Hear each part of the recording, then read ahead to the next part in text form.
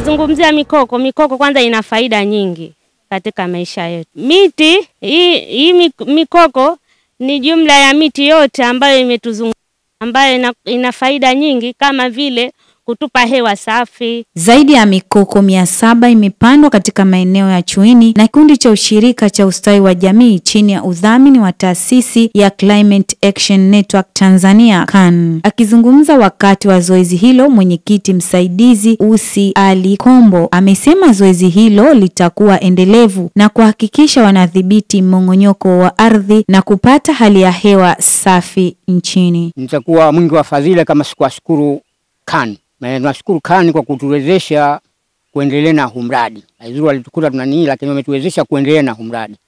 Na leo tumepanda miche karibu 765 na tunategemea kuna miche 1200 na kidogo hivi, kwamba tunategemea kuendelea kuipanda na hii. Lakini pia zoezi litakuwa endelevu, ili kwa sababu hili itakuwa chungujiko. Chungujiko kama tunafahamu na chungujiko, Waswahili wanasema kwamba baada ya kushakupanda tukimaliza na sisi tutategemea tupate watu wengine tuwauzie na wao wakahusishe kwa sehemu nyingine. Kwa hivyo tunatoa shukrani zetu kwa CAN kwamba kutuwezesha, na tunataka wao wazidi kutulea kwa tulivyo, kwa sababu bado sisi wanafunzi tunahitaji tena mbinu nyingine mbadala ya kuendelea na haya masuala yetu. Msaidizi mkuu wa program na mratibu wa ofisi ya CAN Zanzibar, Barakaeli Mtulu, amesema atahakikisha upandaji wa miti ni zoezi endelevu katika maeneo hayo na mengine, ili jamii kupata uelewa zaidi juu ya umuhimu wa upandaji wa miti. Huu mradi ulianza kama mradi wa awali, pilot study, kwa maana ya kujua umuhimu na faida zake, halafu baadaye tunaendelea na awamu ya pili. Kwa awamu ya kwanza tulitaka tuangalie sera za mazingira zikoje, tu review hilo, lakini athari za climate change na sera zake zikoje kwa upande huu. Lakini tukasema baada ya kujua hayo, tuende tufanye pilot study, kufanya vitu vikubwa vitatu ambavyo tumevifanya.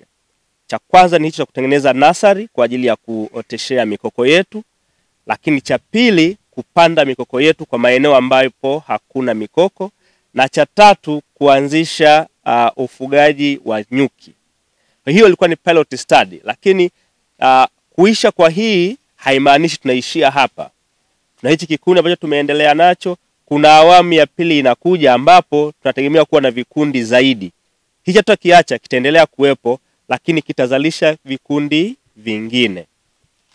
Na kuhakikisha muendelezo wa kikundi kutokupotea, kwa sababu hatuwezi kuwalea miaka yote, tutahakikisha kwamba hii mizinga ya nyuki ambayo ipo wataendelea kutafuta soko na kujiingizia kipato chao. Tutawaunganisha na taasisi zingine za fedha kwa ajili ya kuendelea kupata huduma za kifedha kadri ambavyo watakuwa wanaona wana uhitaji. Kwa hiyo rai yangu tuwe na vikundi vingi kadri inavyowezekana. Hichi ni kikundi cha mfano ambapo watakuwa ni walimu kwa wengine, lakini pia watakuwa wanatusaidia kuwafundisha hao wengine na kuwawezesha wengine, kwa sababu wao tunaamini wataweza kujitegemea baada ya kujengewa uwezo ambao tumeendelea kukiutoa tangu mwanzo wa mradi. Nao wanaushirika wa ustawi wa jamii wametoa shukrani kwa taasisi hiyo ya CAN na kuiomba kuendelea kutoa ushirikiano na misaada mbalimbali kwenye ushirika huo, sambamba na kuwashajihisha jamii kuendeleza upandaji wa miti katika maeneo yote ya Zanzibar ili kuondokana na mabadiliko ya tabia nchi. Hawa yani tuseme ni wadhamini wetu ambao wanakuja kutuboreshea katika hichi kikundi chetu. Nao ndo wamekuwa ni msaada kubwa kupitia kwao. Tusende kufikia lengo mpaka hapa tulipofikia hapa.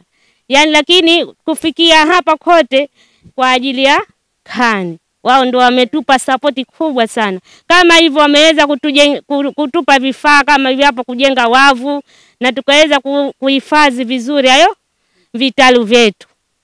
Pasipo na wao basi hivyo vitalu tusende kuweka kama hivyo. Nimehamasika kupanda mikoko kwa sababu mikoko inasaidia kuondosha mmomonyoko na inatupatia faida mbalimbali. Wito wangu kwa vijana wenzangu kujiunga na vikundi hivi kwa sababu tunafaidika na mambo mingi sana, kama vile hapo kulikuwa kuna mabonde ya mpunga, kote kulikuwa kunaingia maji. Kwa hiyo tumepanda mikoko, maji hayafiki tena. Na sasa hivi watu wanakuja kupanda mpunga tena kwa sababu maji hakuathiriki tena. Na leo tupo bondeni katika zoezi zima la kuendesha na kuhakikisha kwamba tunaifanya Zanzibar iwe ya kijani.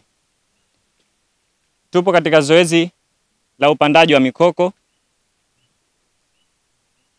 chini ya usimamizi ya KAN Tanzania.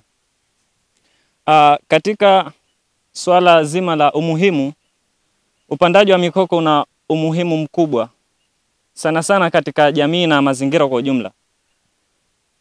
Kwanza mikoko tuseme kwamba faida moja ambao ni kuu na ni muhimu na ndo lengo la taasisi hii au umoja huu, kuzalisha hewa. Kwa sababu tunajua kwamba bila ya miti itakuwa hakuna hewa safi. Kwa sababu sisi tunategemea miti ili tupate hewa. Ingawa kwao yanatoa kama uchafu, kwetu sisi ni hewa safi. So bila miti itakuwa hakuna. Lakini vile vile mikoko ni sehemu moja ya mazalia ya samaki. Kwa hiyo kuwepo kwa mikoko manake kwamba tunaongeza ule uzalishwaji wa samaki katika maeneo ya bahari. Pia ni vizuizi, tunaweza tukasema ni vizuizi vya maji. Sababu ikipotea hii mikoko au miti ikiwa kwamba inapotea, haipo, maji yanakuja juu kwa wingi na inaleta maafa tofauti. Hasa kwa wakulima ambao wanalima karibu ya haya maeneo. Inakuwa yani vipando havikui, yakiwemo mihogo na mashamba mengine ya mipunga. So hayo ndo malengo ambayo yametusukuma na kutufanya tuje hapa na tuweze kuhamasika zaidi katika swala zima la upandaji wa mikoko. Mtazamaji wa KHD TV, toa maoni yako kuhusiana na video hii. Pia usisahau kusubscribe, kulike, kushare pamoja na kucomment. Zaitun Bakari, KHD TV, elimu ni hazina yetu.